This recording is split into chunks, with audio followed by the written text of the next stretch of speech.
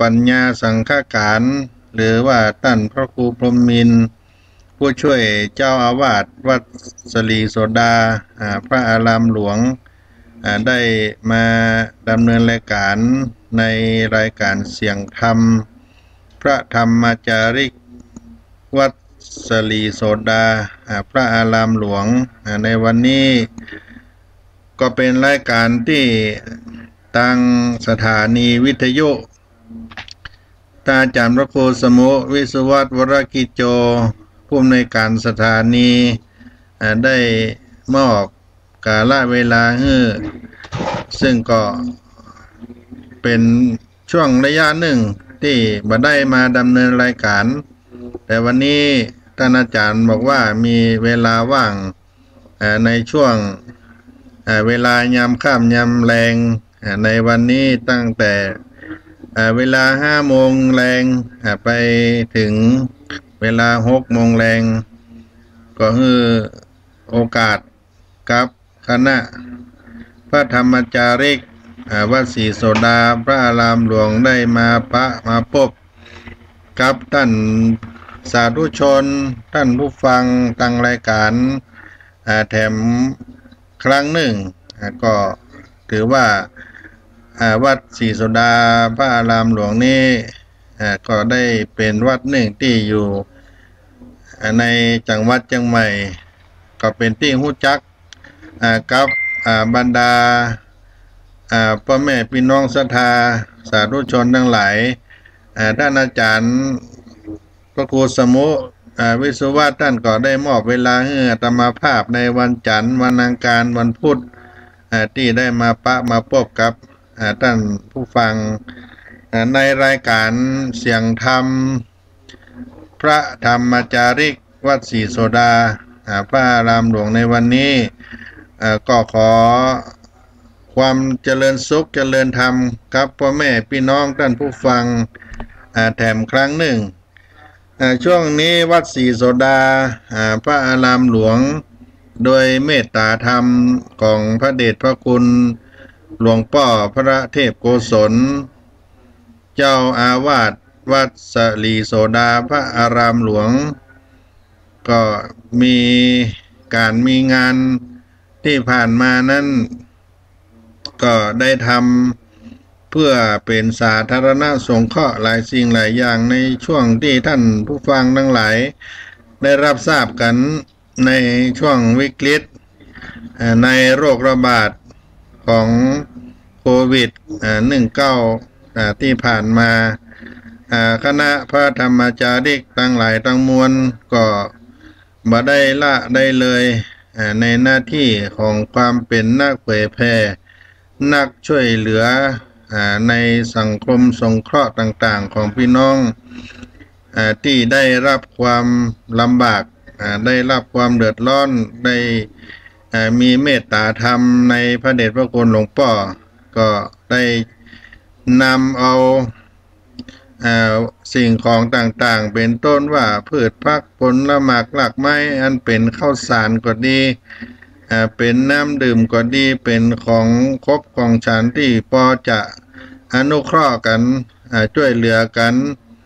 ก็ได้แจกจ่ายกันไปในช่วงที่ผ่านมาถ้าหากว่าพ่อแม่พี่น้องศรัทธาท่านผู้ฟังบางท่านได้มีโอกาสขึ้นมาที่วัดศรีโสดาพระอารามหลวงนั้นก็จะได้มารับน้ำใจไมตรีจากพระเดชพระคุณหลวงพ่อพระเทพโกศลเจ้าวาดวัดศรีโสดาพระอารามหลวงที่ปรึกษาเจ้าคณะภาค7ได้บัญชาให้กับคณะทำงานของวัดศรีโสดาสำนักงานพระธรรมจาริกส่วนภูมิภาคได้ประกาศเชิญชวนพี่น้องบนภูเขาที่ได้มีพืชผักผลไม้ข้าวสารใน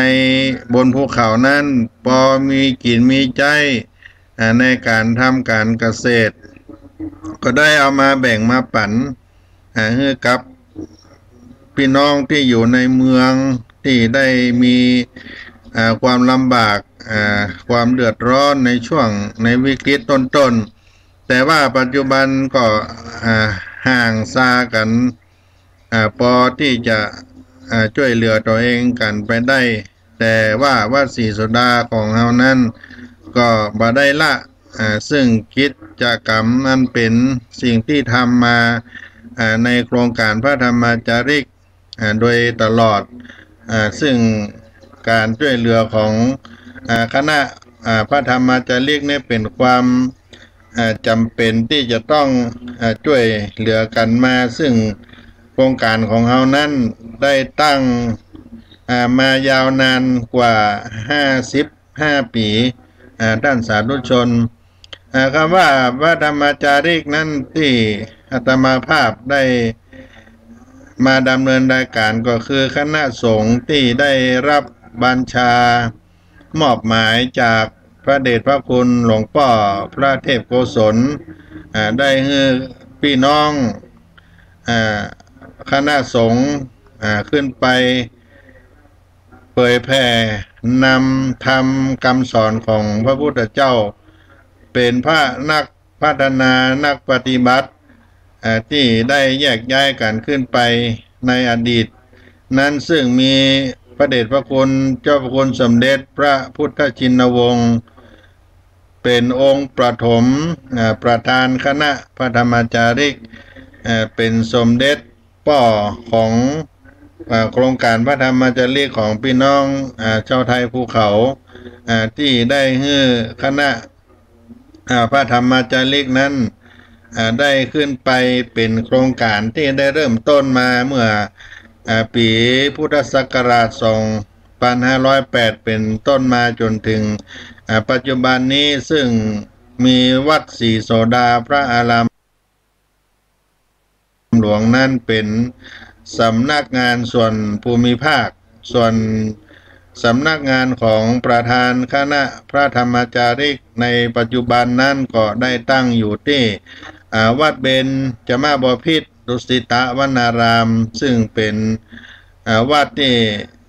อดีตเจ้าพระคุณสมเด็จพระพุทธชินวงศ์ผู้เป็นปฐมประธานคณะพระธรรมจาริกได้เป็นเจ้าอาวาสอยู่ที่วัดเบญจมาบพิตรแห่งนั้นซึ่งโครงการของพระธรรมจาริกของเฮานั้นได้ตั้งขึ้นมาแต่เดิมเมื่อปี2508เป็นต้นมาในการดำริ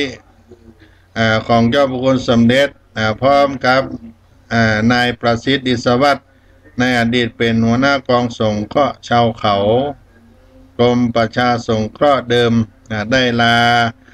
ราชการเข้าอุปสมบทณวัดเบญจมาบพิตรหลังจากที่ได้อยู่จำพรรษาในวัดเบญจมาบพิตรก็มีความคิดว่านักพัฒนานักปฏิบัติธรรมพระสงฆ์ควรที่จะนำหลักธรรมในทางพระพุทธศาสนาสอนในความสันติให้เกิดปัญญานำไปเผยแผ่ให้กับพี่น้องชาวเขาตามแนวตะเข็บชายแดนซึ่งขณะนั้นเป็นช่วงที่มีปัญหาเรื่องราวในความสงบที่อยู่ในตะเข็บชายแดนให้เกิดประโยชน์เกื้อกูลเป็นอย่างอนันต์อเนกได้หารือกับเจ้าพระคุณสมเด็จพระพุทธชินวงศ์ในขณะนั้นยังดำรงสมณศักดิ์เป็นพระธรรมกิติโสพลเจ้าอาวาสวัดเบญจมาบพิตรสมัยนั้นในฐานะอนุกรรมการสาขาวัฒนธรรมทางจิตใจก็ได้พิจารณาหันเป็นข้อเสนอที่ดีมีประโยชน์ก็ได้มอบหมายให้พระศรีวิสุทธิวงศ์หลวงพ่อพระธรรมโรดมวัดเบญจมาบพิตรได้วางรูปแบบหลักการวิธีการดำเนินงานนำเสนอความหันชอบต่อกรมประชาสงเคราะห์จะได้อนุมัติหลักการในการทำงานเมื่อได้อนุมัติหลักการแล้วการทำงานได้เดินทางไปตรวจเยี่ยมหมู่บ้านชาวเขาเผ่าต่างๆนิคมสร้างตนเองกองสงเคราะห์ชาวเขาในจังหวัดเพชรบูรณ์พิษณุโลกจังหวัดเลยหมู่บ้านมงทับเบิกมงป่าหยาบ อำเภอลมเก่าจังหวัดเพชรบูรณ์แล้วก็จึงเริ่มทดลองในการทำงานเมื่อปีพุทธศักราช 2508 เป็นต้นมาในปี 2508 พระภิกษุ5 รูปจากจังหวัดเชียงใหม่ได้รับหนังสือคำสั่งของพระสุเทพสิทธาจารย์หรือพระเทพวิสุทธาจารย์ครูบาอินสมอภิชยะมหาเถระอดีตเจ้าคณะจังหวัดเชียงใหม่วัดพระธาตุดอยสุเทพราชวรวิหารได้เดินทางไปประชุมปฐมนิเทศพร้อมกับพระภิกษุสงฆ์จังหวัดต่างๆจำนวน50 รูปเป็นพระราชาคณะพระครูสัญญาบัตรพระวิปัสสนาจารย์พระมหาปริยญธรรมพระผู้ทรงคุณวุฒิพระผู้ชำนาญทางความรู้ขนบธรรมเนียมประเพณีรู้ภาษาชาวเขาประจำเผ่าท้องถิ่นพระภิกษุสงฆ์เหล่านี้ก็จะจาริกออกไปเผยแพร่พระพุทธศาสนาแก่ชาวเขาเผ่าต่างๆมีเผ่าเย้าเผ่ามงมูเซอร์ลีซออาขากะเหลี่ยงลั่วหรือถิ่นขมุไทยใหญ่และชนพื้นเมืองถิ่นทุรกันดารเป็นการปฏิบัติศาสนกิจเพื่อประโยชน์แก่พระพุทธศาสนาแก่ชนถิ่นทุรกันดารจึงได้พิจารณาพระภิกษุคณะนี้ได้สอดคล้องตามพระพุทธดำรัสในองค์สมเด็จพระสัมมาสัมพุทธเจ้าที่ได้ตรัสแก่พระสาวกที่จะประกาศพระศาสนาในครั้งแรกว่าจรัฐภิกขเวจริกังพหูชนะหิตายะพหูชนะสุขายะโลกานุกัมปายะเทเสทะภิกขเวธัมมังซึ่งก็ได้มีความหมายว่าดูก่อนภิกษุทั้งหลายเธอทั้งหลายพ้นจากบ่วงแห่งมารพ้นจากบ่วงทุกข์ทั้งปวงประพฤติพรหมจรรย์จบสิ้นแล้วเธอจงจาริกท่องเที่ยวไปแสดงธรรมอันไพเราะในเบื้องต้นท่ามกลางและที่สุดเพื่อประโยชน์เพื่อความสุขเพื่อมหาชนหมู่มากและเพื่ออนุเคราะห์แก่ชาวโลกเถิดด้วยเหตุดังนี้ก็ได้มีนามว่าพระธรรมจาริกในจรัฐภิกขเวธรรมจาริกังเป็นพระธรรมจาริกได้ปรากฏขึ้นที่อาตมาภาพได้กล่าวด้วยเหตุปฐมเหตุให้ท่านผู้ฟังได้รับฟังด้วยประการนี้ที่มาของพระธรรมจาริกก็มาจากคำว่าจรัฐภิกขเวธรรมจาริกังพหูชนะหิตายะพหูชนะสุขายะที่ได้ไปอนุเคราะห์แก่พี่น้องชาวหมู่มากอนุเคราะห์แก่ชาวโลกให้ได้เกิดความสุขการได้เป็นพระธรรมจาริกขึ้นมานั้นเมื่อได้เป็นโครงการใหญ่อันนี้ขึ้นมาการประชุมปฐมนิเทศพระธรรมจาริกเมื่อปฐมครั้งแรกนั้นได้ใจสถานที่ศาลาบรรณรสภาควัดเบญจมบพิตรดุสิตวนารามที่กรุงเทพมหานครหลังจากการปฐมนิเทศรับนโยบายหลักการวิธีการในหลักปฏิบัติจากเจ้าคุณสมเด็จพระพุทธชินวงศ์ในขณะนั้นได้ดำรงตำแหน่งพระธรรมกิติโสพลท่านหลวงพ่อสุวรรณโชตมหาเถระซึ่งเป็นองค์ประธานปฐมประธานคณะพระธรรมจาริกก็ได้ปาพระธรรมจาริกเดินทางไปกราบคารวะพระมหาเถรานุเถระมีพระเดชพระคุณเจ้าพระคุณสมเด็จพระสังฆราชจวนอุทธายีวัดมกุฏกษัตริย์ ตริยารามองค์พระประมุขศาสนาจักรไทย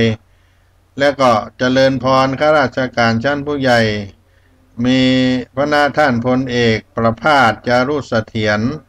รัฐมนตรีว่าการกระทรวงมหาดไทยและนายพ่วงสุวรรณรัตน์ปลัดกระทรวงมหาดไทยเป็นต้นจากนั้นพระธรรมจาริกทั้งหลายก็ได้เดินทางแยกย้ายกันไปปฏิบัติงานศาสนาพระพุทธศาสนาศาสนากิจนำพระธรรมไปเผยแผ่แก่พี่น้องชาวเขาเผ่าต่างๆตามท้องถิ่นชายแดนตามป่าตามดอยบนภูเขาที่ไกลจากบ้านจากเมืองเป็นถิ่นกันดารที่อยู่อาศัยนั้นเป็นบนพื้นที่สูงร่วมกับเจ้าหน้าที่ศูนย์พัฒนาสงเคราะห์ชาวเขาประจำหมู่บ้านต่างๆตามที่ได้มีกำหนดขอบเขตเพื่อได้ปฏิบัติไว้แล้วด้วยจิตเมตตาเป้าหมายในหมู่บ้านหลักก็มีอยู่10 แห่งในขณะนั้นหมู่บ้านบริวารแถม10 หมู่บ้านสิ่งที่จะเป็นสื่อสะพานเชื่อมโยงสะพานเชื่อมในด้านจิตใจมนุษย์เกิดสมานฉันท์สัมพันธ์รู้ในญาติจิตใจเข้าใจกันอยู่ร่วมกันในคณะนั้นก็คือธรรมะนั้นเป็นแก่นเป็นแกนเป็นแกนกลางประการสำคัญให้กับพี่น้องบนเขาบนดอยในปัจจุบันนี้พี่น้องท่านสาธุชนโครงการพระธรรมจาริกมีสำนักงานตั้งอยู่เป็นสำนักงานใหญ่ที่วัดเบญจมาบพิตรก็คือสำนักงานคณะประธานพระธรรมจาริกในส่วนสำนักงานส่วนภูมิภาคก็ตั้งอยู่ที่วัดศรีโสดาพระอารามหลวงเป็นสำนักงาน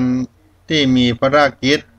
ในการบริหารได้ฝึกอบรมจัดส่งพระธรรมจาริกแต่ละปีนั้นก็ขึ้นไปปฏิบัติตามหมู่บ้านพี่น้องชาวไทยภูเขาหรือว่าราษฎรบนพื้นที่สูงในปัจจุบันนี้ก็มีอยู่20 จังหวัดที่มีหมู่บ้านชาวเขาซึ่งพี่น้องชาวเขานั้นได้มีพระธรรมจาริกขึ้นไปอยู่ประจำแต่ละหมู่บ้านแต่ละจังหวัดโดยเฉพาะในภาคเหนือของเฮานี้8 จังหวัดภาคเหนือในที่สำคัญซึ่งเป็นหมู่บ้านที่มีพี่น้องราษฎรบนพื้นที่สูงนั้นก็เป็นพี่น้องเผ่ากะเหรี่ยงเผ่ามงเผ่าเย้าเผ่าอาขาลีซูเผ่ามูเซอร์เผ่าถิ่นขมุลั่วไทยใหญ่เหล่านี้เป็นต้นนอกจากกิจกรรมการเผยแผ่งานพระพุทธศาสนาก็มีการแลกเปลี่ยนวัฒนธรรม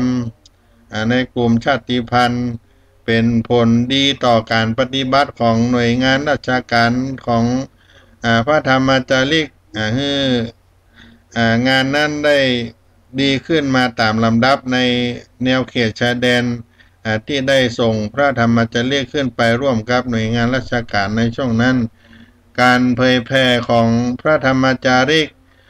คณะพระธรรมจาริกวัดศรีโสดาก็จึงเป็นประโยชน์มีประโยชน์เกื้อกูลต่อสถาบันของชาติของพระพุทธศาสนาของพระมหากษัตริย์เกี่ยวเนื่องต่อด้วยความมั่นคงตามชายแดนถ้าเมื่อพี่น้องเจ้าเขานั้นมีความรู้สึกเป็นพวกเดียวกับคนไทยของเฮาในปัจจุบันนี้มีความสามัคคีประกอบสัมมาอาชีพสืบสานวัฒนธรรมได้เป็นกลุ่มชาติพันธุ์รักหวงแหนในแผ่นดินไทยเป็นพลเมืองที่ดีที่ทำประโยชน์แก่ประเทศชาติได้ให้เกิดความสุขความสันติสุขนั้นเกิดขึ้นโครงการนำร่อง การเผยแพร่พระพุทธศาสนาแก่ชาวเขา6 เผ่าในเบื้องต้นก็มีกะเหรี่ยงเผ่ายาวเผ่าเมียนเผ่าอาคาลิโซแล้วก็ลาหูซึ่งต่อมาโครงการพระธรรมจาริกก็ได้ร่วมมือกับคณะสงฆ์ไทย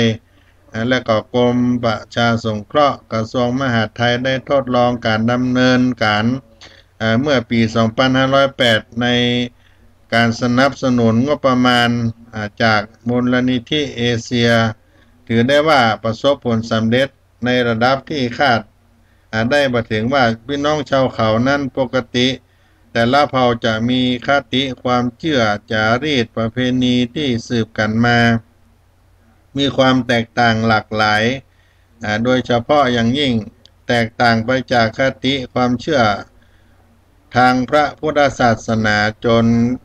เกิดปรากฏการณ์รูปธรรมหลายอย่างได้แก่การรับรู้สถานภาพทางสังคมของพระสงฆ์การเคารพนับถือ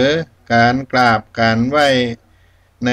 ขนบธรรมเนียมแบบชาวพุทธทั่วไป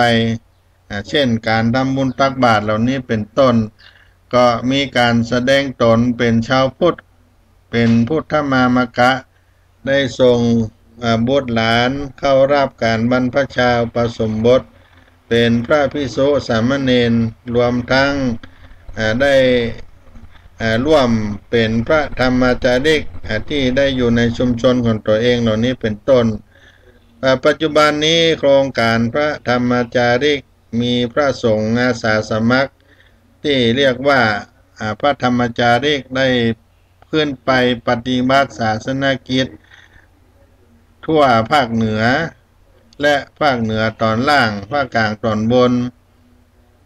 ที่เป็นอาสมลักอาสมใหญ่ๆนั่นก็ประมาณ170 แห่งและก็มี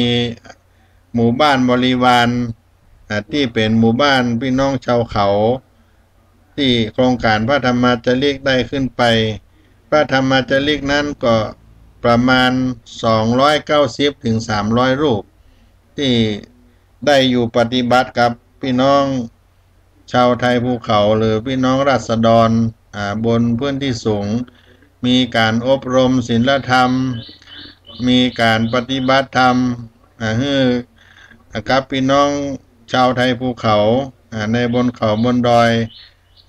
ได้กระทำให้เกิดประโยชน์ในด้านวัฒนธรรมในด้านสังคม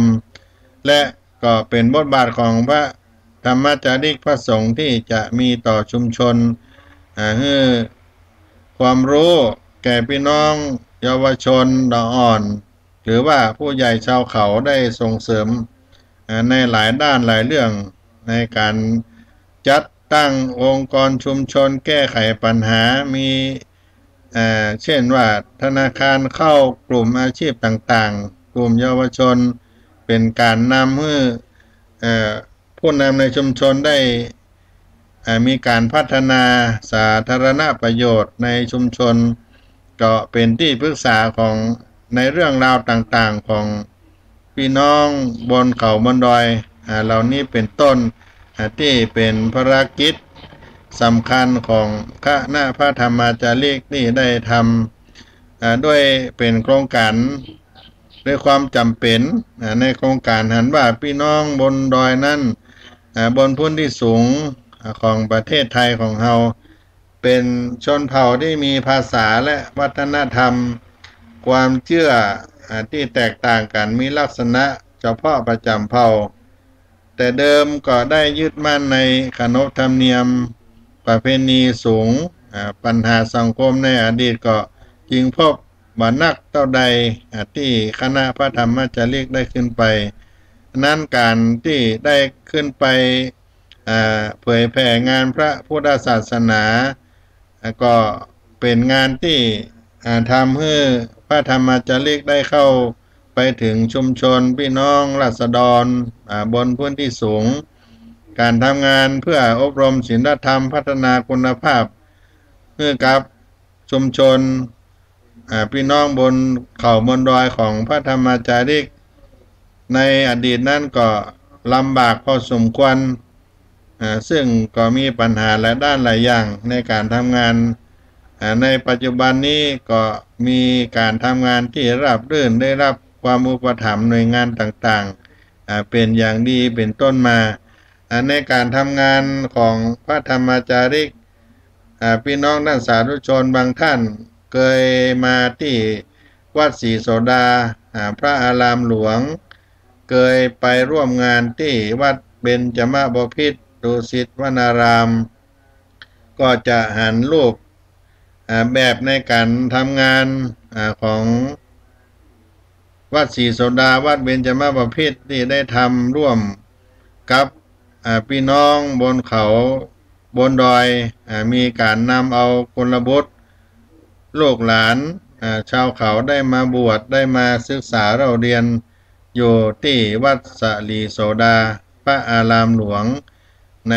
ปัจจุบันนี้ก็มีโรงเรียนที่ตั้งขึ้นเป็นศูนย์รวมการศึกษาของเยาวชนลูกหลานได้มาบวชได้มาสืบทอด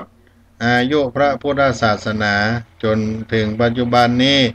การดำเนินงานของพระธรรมจาริกเป็นระยะเวลา55 ปีเข้ามาที่มีอายุครึ่งค่อน100 ปีแล้วญาติโยมท่านสาธุชนนี่ก็เป็นปฐมมูลเหตุของโครงการพระธรรมจาริกในเบื้องต้นได้นำมาเสนอให้พี่น้องท่านผู้ฟังได้รับทราบความเป็นมาของพระธรรมจาริกที่พระเดชพระคุณหลวงพ่อเจ้าพระคุณสมเด็จพระพุทธชินวงศ์ได้มอบหมายภารกิจให้กับพระเดชพระคุณหลวงพ่อพระเทพโกศล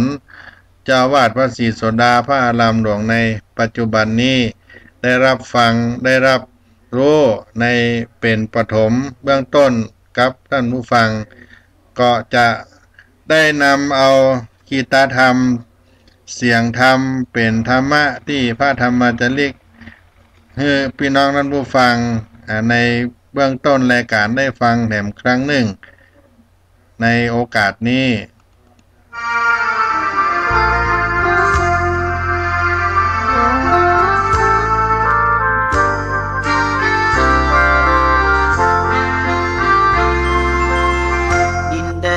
ดงธุรกันดารมีนามเรียกขานของศิษย์พระตถาคตผู้ออกเผยแผ่ธรรมะแก่ผู้ราชนมิให้มองมนปลดทุกข์ด้วยทางธรรมธรรมจาริกธรรมจาริกธรรมจาริกยืนอยู่กลางป่าหรือว่ายอดดอยท่านไม่เคยถอยเฝ้าคอยชี้นำให้ใช้ธรรมะขององค์พระพุทธธรรมให้ใจสุขล้ำน้อมนำทำกรรมดีธรรมจาริกธรรมจาริกธรรมจาริกเร่งพัฒนาการอยู่การกินให้มีชีวิตสุขสันต์เปรมปรีพบแสงสว่างส่องทางสร้างความดีให้มีความสุขความทุกข์หายไปธรรมจาริกธรรมจาริกธรรมจาริก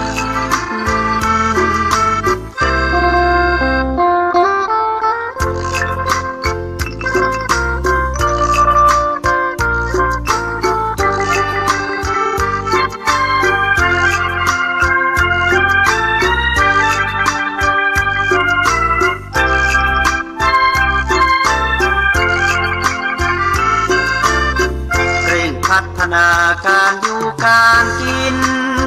ให้มีชีวิตสุขสันต์เปรมปรีพบแสงสว่างส่องทางสร้างความดีให้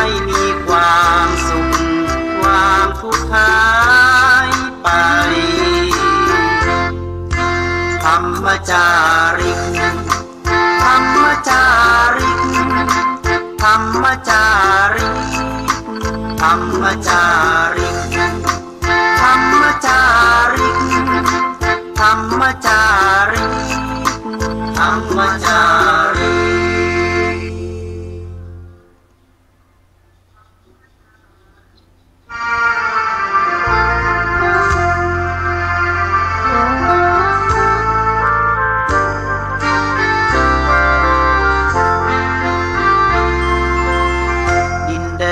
ดงธุรกันดา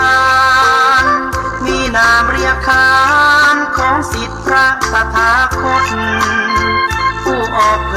ยแผ่ธรรมะแก่ผู้รชนมิให้มองมนปลดทุกข์ด้วยทางธรรมธรรมจาริกธรรมจาริกธรรมจาริกถึงอยู่กลางป่าหรือว่ายอดดอยท่านไม่เคยถอยเฝ้าคอยชี้น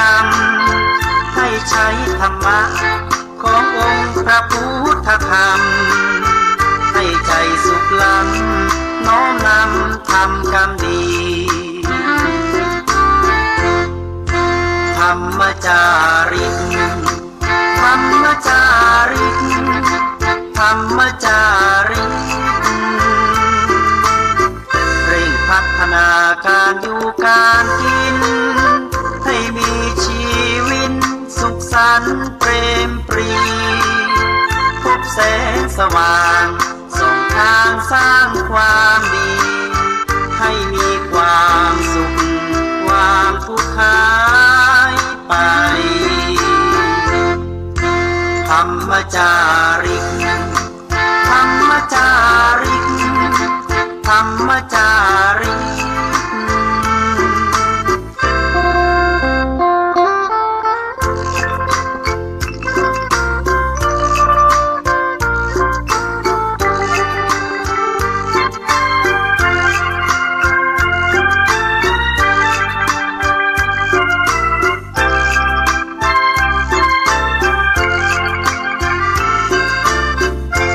พัฒนาการอยู่การกิน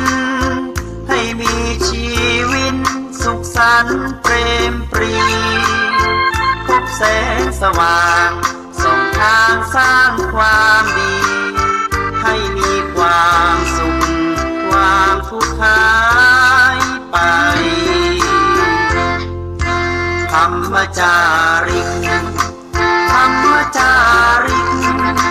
ธรรมจาริกธรรมจาริกธรรมจาริกธรรมจาริกธรรมจาริก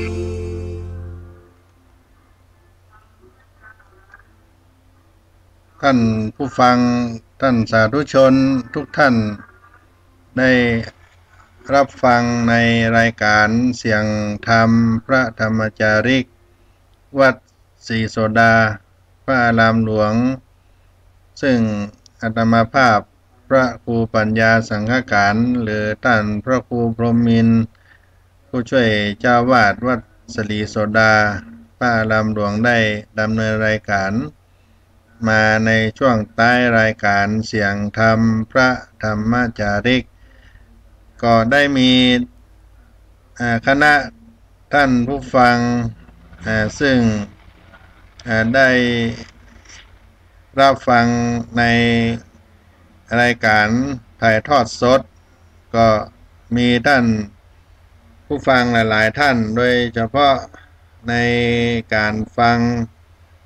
ในช่วงค่ำวันนี้ท่านพระครูวิรกิจสถาพรหรือว่าอดีตพระธรรมจาริกซึ่งได้มาร่วมงานได้รับฟังว่าเสียงชัดเจนอยู่ที่วัดทาซบเศร้าอำเภอแม่ทาจังหวัดลำพูนถวายความเคารพต่อครูบาอาจารย์และได้รับฟังเสียงชัดเจนอยู่ตังบ้านทาอำเภอแม่ทาจังหวัดลำพูนเนาะก็เป็นอดีตพระธรรมจาริก ได้มาศึกษาเราเรียนอยู่ในโครงการเป็นพระธรรมจาริกรูปแรกที่อยู่ในอำเภอแม่ทาได้จบปริญญาในครุศาสตร์วณิชนะปัจจุบันนี้ท่านก็ได้ดำรงเป็นผู้อำนวยการโรงเรียนพระภิกษุสามเณรที่วัดทาซบเศร้าก็ได้รับฟังขอบพระคุณที่ได้ให้สัญญาณได้รับฟังทางที่ไกลได้รับฟังว่าชัดเจนก็ได้มาช่วยการช่วยงานกันมาตลอดที่พี่น้องบ้านทาก็เป็นผู้ประถม ในการทำนุบำรุงงานพระธรรมจาริกมาโดยตลอดแล้วก็ลูกศิษย์วัดพี่นานตันทุนได้รับฟังเสียงชัดเจน รับฟังอยู่ที่วัดศรีสุดาได้ให้รายงานในการรับฟังเสียงธรรมพระธรรมจาริกวัดศรีสุดาพระอารามหลวงในครั้งนี้พี่น้องท่านผู้ฟังอาตมาภาพได้มาเล่าถึงปฐมเหตุแห่งการปฏิบัติงานอันเป็นงานที่ใหญ่ที่สำคัญกับพี่น้องราษฎรบนพื้นที่สูงที่เรียกว่าคณะพระธรรมจาริกในคำว่าพระธรรมจาริกที่ได้ออกไปเผยแผ่งานพระพุทธศาสนาแก่พี่น้องราษฎรบนพื้นที่สูงเป็นระยะเวลา55 ปีเข้ามาในปัจจุบันนี้ที่ได้ยึดในพุทธพจน์ตามรอยพุทธบาทแห่งองค์พระบรมศาสดาในคำสอนที่จรทะภิกขเวจาริกังพหุชนะสุขายะพหุชนะสุขายะในความหมายที่ได้กล่าวสั้นๆว่าดูก่อนภิกษุทั้งหลายเธอจงเที่ยวไปแสดงธรรมเพื่อสุขและเป็นประโยชน์แก่คนหมู่มากเพื่อกุลและความสุขแก่เทวดาและมนุษย์ทั้งหลายได้ไปประกาศพรหมจรรย์นั้นบริสุทธิ์นี่ก็ได้ถือเอาเป็นธรรมจาริกจราถาภิกขเวธรรมจาริกังมาจนถึงปัจจุบันนี้เป็นชื่อของคณะสงฆ์ที่ได้ขึ้นไปเผยแผ่ได้จาริกธรรมไปในหมู่บ้านพี่น้องชาวเขาเผ่าต่างๆและปัจจุบันนั้นได้มีพระธรรมจาริกอยู่ร่วมเกือบ300 กว่ารูปที่ได้ขึ้นไปประจำอยู่ในหมู่บ้านในวัดพระธรรมจาริกของพี่น้องราษฎรบนพื้นที่สูงในความอุปถัมภ์ของมูลนิธิเผยแพร่พระพุทธศาสนาแก่ชนถิ่นกันดารในพระราชูปถัมภ์สมเด็จพระศรีนครินทราบรมราชชนนีกรมพัฒนาสังคมและสวัสดิการในกระทรวงพัฒนาสังคมและความมั่นคงของมนุษย์ได้อุปถัมภ์แก่คณะพระธรรมจาริกและก็พี่น้องชาวพุทธเฮาทุกท่านที่ได้มาเป็นผู้อุประถมภ์เช่นงานประจำปีของเฮานั้นมีการบรรพชาอุปสมบทราษฎรบนพื้นที่สูงหรือว่าการบวชชาวเขาแต่ละปีนั้นอย่างต่ำนั่นก็ประมาณ200 รูปถึง300 รูปเป็นต้นที่ได้มาศึกษาได้มาเล่าเรียนในโครงการพระธรรมจาริกในวัดศรีโสดาพระอารามหลวงเป็นโรงเรียนที่ตั้งขึ้นมามีนามของเจ้าพระคุณสมเด็จพ พระพุทธชินวงศ์นั้นเป็นนามของโรงเรียนในการศึกษาในระดับมัธยมในปัจจุบันนี้และคณะพระธรรมจารีของเฮานั้นก็ได้ขึ้นไปเผยแผ่งานแก่พี่น้องบนเขาบนดอยไปชี้แนวทางความปฏิบัติที่ถูกต้องในเรื่องของศาสนาเรื่องศีลธรรมความเชื่อถือตลอดถึงวัฒนธรรมส่งเสริมให้พี่น้องบนเขาบนดอยนั้นได้มีบทบาทในการร่วมกิจกรรมให้เกิดประโยชน์ต่อหมู่บ้านเกิดประโยชน์ต่อตนเองและก็ได้แนะนำส่งเสริมให้พี่น้องบนเขาบนดอยนั้นมีความรู้มีอาชีพในการทำงานมีการแก้ปัญหาอุปสรรคต่างๆของตัวเก่าที่ได้เกิดความเดือดร้อนนั้นขึ้นมานี่ก็เป็นงานที่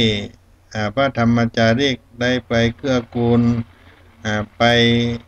ช่วยเหลือบนภูเขาทำให้พี่น้องภูเขานั้นได้เกิดความสุขได้เกิดมีความรักในสถาบันชาติศาสนาพระมหากษัตริย์วัดศรีโสดานั้นเป็นศูนย์อบรมพระพุทธศาสนาแก่พระภิกษุสามเณรชาวเขาแต่ละปีนั้นได้มีพระภิกษุสามเณรได้มาจำพรรษาศึกษาเรียนทางโลกและทางธรรมที่พ่อแม่ผู้ปกครองนั้นได้อนุญาตให้ลูกหลานของตัวเก่านั้นได้มาอยู่ที่วัดศรีโสดาก็เป็นคณะหน่อเนื้อเชื้อเจ้าของพระธรรมจารีกสืบไปแม้หากว่าจะได้มาอยู่ในช่วง3 ปี6 ปีก็ถือว่าได้เป็นผู้ที่สืบทอดเป็นทายาทของพระธรรมจารีกในพระพุทธศาสนามาอยู่ที่วัดศรีโสดานั้นได้อบรมบ่มเพาะความรู้ในด้านธรรมะและก็นำเอาไปประพฤติปฏิบัติกับตนกับตัวถึงไปหมู่บ้านพี่น้องบนเขาบนดอยนอกจากนั้นแล้วพี่น้องเป็นพ่อแม่ปู่ย่าตายายที่ได้เอาลูกเอาหลานเข้ามาก็ได้แสดงตนเป็นพุทธมามกะนำเอาธรรมะของพระพุทธเจ้าไปเป็นที่จั่งที่เพิ่งแล้วทางโครงการพระธรรมจารีกของเรานั้นก็ได้มีพระพุทธรูปเป็นรูปตัวแทนขององค์สมเด็จพระสัมมาสัมพุทธเจ้าได้มอบได้ปันให้แต่ละแห่งแต่ละที่ทำมาเป็นโครงการโดยตลอดปัจจุบันนี้พระพุทธศาสนาได้เฮืองไปทั่วทุกดอยทุกสันดอยที่มีหมู่บ้านชาวเขานั่นอยู่ได้นำธรรมะนั่นไปให้กับพี่น้องเกิดความสุขนำสังคมนั่นได้มีความเข้มแข็งขึ้นไปได้ทอดได้ทิ้งเป็นสังคมแห่งประชาธิปไตยได้เป็นเกียรติได้เป็นยอดกับงานพระธรรมจารีกที่ได้ทำกันมาจนถึงปัจจุบันนี้พี่น้องท่านผู้ฟังทั้งหลายในช่วงนี้วัดศรีโสดาพระอารามหลวงนั้นก็ได้มีการเตรียมงานในการบรรพชาอุปสมบทหมู่ราษฎรบนพื้นที่สูงทุกปีเราได้ทำกันในการบวชในการจัดงานนั้นจะเดินทางไปณวัดเบญจมบพิตรดุสิตวนารามแต่ว่าในปีนี้เป็นปีที่เกิดสถานการณ์การแพร่ระบาดของเชื้อไวรัสโคโรนาโรคโควิด19ทางภาครัฐได้ออกประกาศร่วมมือประชาชนงดพบปะใกล้ชิดกิจกรรมต่างๆที่เป็นปัจจัยเสี่ยงในการแพร่ระบาดของโรคดังกล่าวนั้นก็สามารถที่จะไ ได้นำเอากุลบุตรลูกหลานพี่น้องราษฎรบนพื้นที่สูงนั้นได้ไปบรรพชาอุปสมบทที่วัดเบญจมาบพิตรเหมือนทุกปีที่ผ่านมาเพื่อให้การป้องกันในการโรคระบาดนั้นปีนี้ก็ได้มีมติในที่ประชุมของคณะพระธรรมจารีกมูลนิธิเผยแพร่พระพุทธศาสนาและก็กรมพัฒนาสังคมก็เห็นควรว่าการบวชนั้นเราได้ทำสืบกันมา50 กว่าปีในโครงการพระธรรมจารีกก็จะเห็นควรที่จะได้บวชที่วัดเบญจมาบพิตรนั้นมาได้ก็ในปีนี้ก็แก้ไขปัญหาสถานการณ์ให้มาบวชที่วัดศรีโสดาพระอารามหลวงนั้นเป็นสถานที่จัดงานบรรพชาอุปสมบทของพระภิกษุสามเณรในปีนี้เพื่อป้องกันการควบคุมโรคติดต่อไวรัสโควิด -19 ที่เป็นปัญหาของเราปัจจุบันนี้ก็จะมีการบรรพชาอุปสมบทในวันที่ 4 กรกฎาคมที่จะมาถึงนี้ช่วงนี้ก็ได้เตรียมงานในเบื้องต้นขออนุญาตในหน่วยงานราชการต่างๆขอความร่วมมือเพื่อจะให้จัดงานนี้ไปด้วยดีเพราะเราจะต้องมีการบรรพชาอุปสมบทให้กับพระภิกษุสามเณรที่ลงมานั้นจะต้องเป็นอยู่ในเพศของนักบวชบรรพชิตจะได้ร่ำได้เรียนในโรงเรียนที่วัดศรีโสดาก็มีมูลนิธิเผยแพร่พระพุทธศาสนาแก่ชนถิ่นกันดารกรมพัฒนาสังคมสำนักงานพระธรรมจารีกส่วนภูมิภาควัดศรีโสดาพระอารามหลวงนั้นเป็นเจ้าเก้าเจ้าจัดการจัดงานและก็ได้ประกาศบอกบุญไปถึงพี่น้องสาธุชนทั่วบ้านทั่วเมืองทั้งภาคเหนือภาคกลางกรุงเทพที่เคยเป็นเจ้าภาพอุปถัมภ์มาปีนี้ก็จะได้ยกยอดเข้ามาที่วัดศรีโสดาพระอารามหลวงมีการทำบุญถวายอัฐบริขารแก่พระภิกษุสามเณรที่จะได้เข้าการบรรพชาอุปสมบทในปีนี้วันที่ 3 วันที่ 4เป็นช่วงของการจัดงานของการจัดงานบวชประจำปีของโครงการพระธรรมจารีกเพราะฉะนั้นพี่น้องท่านผู้ฟังได้มีโอกาสก็ได้ติดตามข่าวสารตังเฟซตังไลน์ของอาตมาภาพนี้ก็ส่วนหนึ่งที่เป็นการเผยแพร่งานของพระธรรมจารีกและก็เป็นเฟซของวัดศรีโสดาเป็นเพจของวัดศรีโสดาจะรายงานการปฏิบัติงานของภาคสนามให้กับพี่น้องท่านผู้ฟังทั้งหลายได้รับฟังอยู่ทุกวันก็รับฟังข่าวสารงานบุญในเป็นบุญใหญ่ประจำปีหนึ่งมีครั้งหนึ่งได้ในรายการเสียงธรรมพระธรรมจารีกวันนี้ก็ไม่มาพบกับท่านผู้ฟังในยามค่ำยามแลงในวันนี้ก็มีเสียงจากอาสมพระธรรมจารีกบ้านห้วยสะแตงวัดพระธรรมจารีกบ้านห้วยสะแตงจังหวัดน่านท่านได้รายงานว่าการถ่ายทอดสดเสียงชัดเจนครับขอบคุณนะครับท่านอาจารย์สุวิทย์นะครับพระธรรมจารีกวัดพระธรรมจารีกบ้านห้วยสะแตงจังหวัดน่านอำเภอทุ่งจ้างติดกับอำเภอเฉลิมพระเกียรตินะครับก็ได้คนมาบวชกี่คนนะครับส่งมาที่วัดศรีโสดาบรรพชาอุปสมบทปีนี้นะครับขอฝากกับคณะพระธรรมจารีกหัวหน้าศูนย์ทุกศูนย์นะครับสำนักงานพระธรรมจารีกเนื่องจากการมาบวชมาที่วัดศรีโสดาช่วงโควิด 19นี้ไปมาหาสู่กันลำบากก็ขอกระบอกเสียงนี้แจ้งกับพระธรรมจาริกทุกแห่งนะครับได้นำเอาคฤหัสถ์ชาวเขาได้มาบวชประจำปีขอให้แจ้งรายงานมาทางสำนักงานนะครับวันที่15นั้นเป็นวันสุดท้ายในด้านส่งเอกสารในการบวชต่างๆนะครับขอเมตตาหัวหน้าศูนย์ทุกศูนย์สำนักงาน2สำนักงานใหญ่จังหวัดน่านจังหวัดแม่ฮ่องสอนนะครับขอโอกาสนี้เป่าเอิ้นประชาสัมพันธ์ซึ่งเราบ่ได้มาประชุมกันเนื่องจากหลายๆท่านก็ติดเรื่องโควิดมาบ่ได้บ่ตันนะครับก็ใจกระบอกเสียงนี้